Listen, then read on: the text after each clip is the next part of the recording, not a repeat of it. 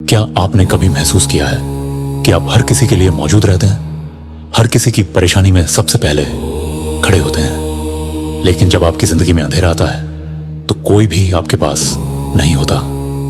शुरुआत में यह चुभता नहीं, लेकिन धीरे धीरे अंदर कुछ टूटने लगता है। आप खुद से पूछते हैं, मैं सबका हूं, पर मेरा कोई क्यों नहीं? आप दोस्तों के लिए रात जागते हैं, परिवार के लिए खुद को पीछे रखते हैं, रिश्तों में हमेशा समझौता आप ही करते हैं। फिर भी जब आपको सहारे की जरूरत होती है तो चारों तरफ सन्नाटा होता है। यह अकेलापन सामान्य नहीं होता, यह आत्मा को थका देता है। आध्यात्मिक दृष्टि से देखा जाए तो कुछ लोग इस संसार में दूसरों को देने के लिए ही आते हैं। शास्त्रों में कहा गया है कि ऐसी आत्माएं पिछले कर्मों के कारण सेवा और सहनशीलता के मार्ग पर होती है।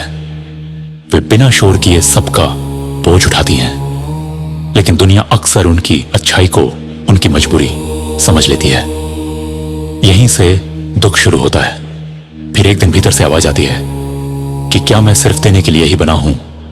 यहीं से बदलाव शुरू होता है। जब आप यह समझ लेते हैं कि हर किसी के लिए खुद को खाली करना सही नहीं, कि आपकी भी सीमाएं हैं, आपकी भी भावनाएं हैं, तब आत्मसम्मान जन्म लेता है। यह दौर आपको सजा देने के लिए नहीं आता, बल्कि आपको यह सिखाने आता है कि अपनी कीमत कैसे पहचानी जाए।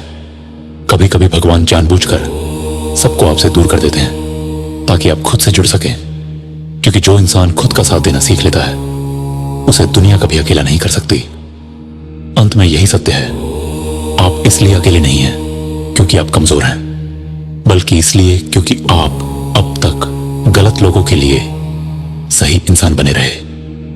और जैसे ही आप खुद के लिए खड़े होते हैं, जिंदगी आपको वो लोग देना शुरू कर देती है जिनकी आपको सच में जरूरत होती है।